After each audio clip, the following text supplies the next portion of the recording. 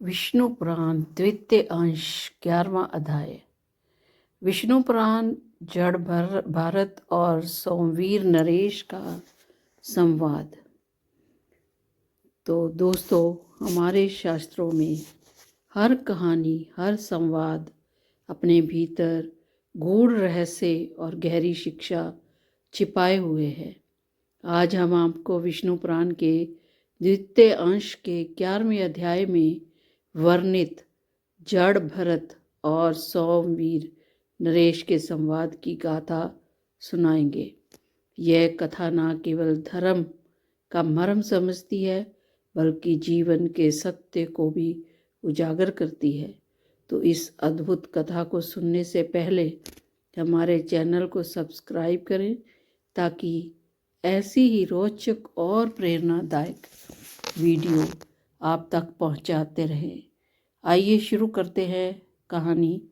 विष्णु पुराण हिंदू धर्म के महत्वपूर्ण ग्रंथों में से एक है, जो धर्म, नीति और सत्य के मार्गदर्शन के लिए जाना जाता है।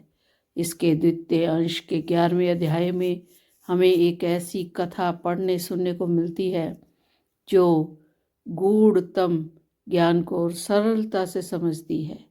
यह कथा उस समय की है जब राजा राहुगन अपने अहंकार में चूर होकर जीवन के सत्य से विमुख हो चुके थे। उनकी भेंट जड़ भरत से हुई, जो एक तपस्वी, ज्ञानी और योगी थे।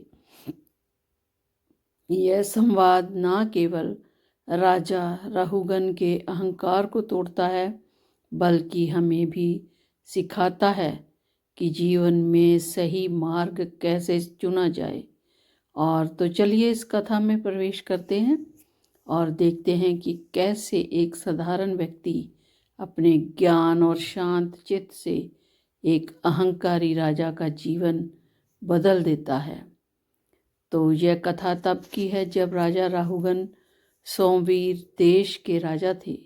वे अपने साम्राज्य में प्रसिद्ध, बलशाली और बुद्धिमान थे, लेकिन अपने अहंकार और सांसारिक भोग विलास में लिप्त थे। एक दिन उन्हें एक ऋषि से मिलने जाना था और वे पालकी में सवार होकर जंगलों के रास्ते से गुजरे।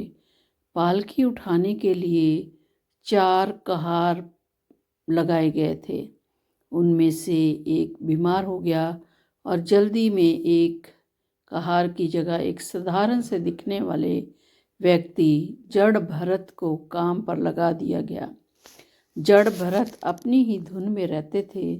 वे अद्भुत योगी थे, परंतु समाज के व्यवहार और कर्तव्यों से विमुख रहते थे।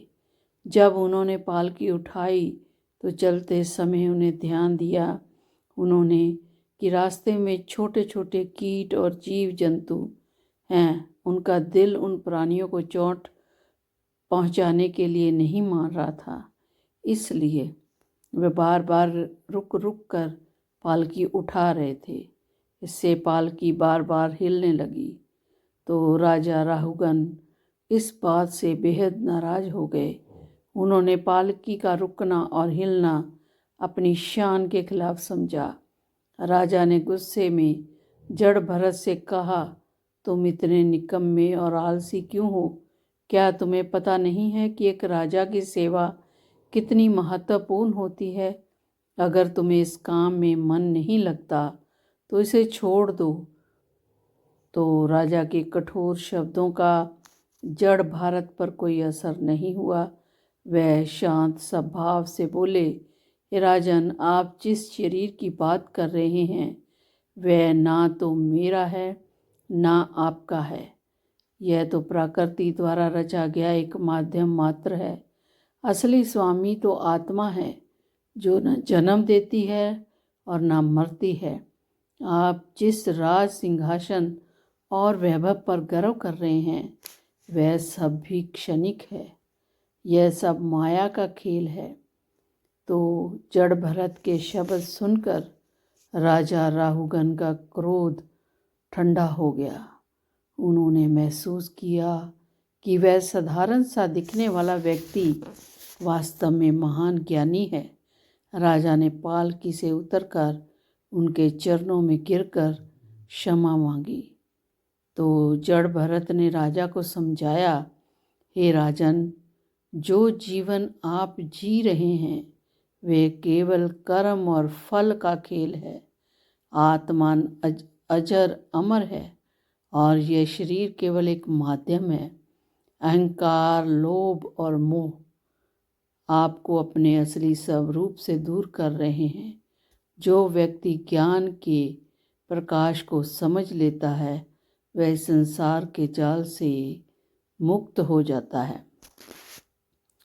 तो जड़ भारत के उपदेशों ने राजा राहुगन के जीवन को बदल दिया। उन्होंने अपने अहंकार को त्याग दिया और अपने जीवन का उद्देश्य आत्मज्ञान और प्रजा की सेवा बना लिया। इस कथा से हमें यह शिक्षा मिलती है कि जीवन में अहंकार, क्रोध और सांसारिक मोह केवल बाधाएं हैं। आत्मा का सत्य और धर्म का पालन ही मनुष्य का असली कर्तव्य है। तो दोस्तों, यह कथा से हमें जीवन का गूढ़ सत्य सिखाती है। अगर आपको हमारी यह प्रस्तुति अच्छी लगी तो इसे लाइक करें, कमेंट करें और अपने विचार बताएं और हमारे चैनल को सब्सक्राइब करना ना भूलें। ऐसी ही और भी शिक्षाप्रद कथाओं के लिए जुड़े रहें और धन्यवाद। बोलो विष्णु भगवान की जय। श्रीमन्नारायण नारायण नारायण, श्रीमन्नारायण नारायण नारायण, भजमन नारायण नारायण नारायण, भजमन नारायण नारायण नारायण, लक्ष्मी नारायण नारायण नारायण, भजमन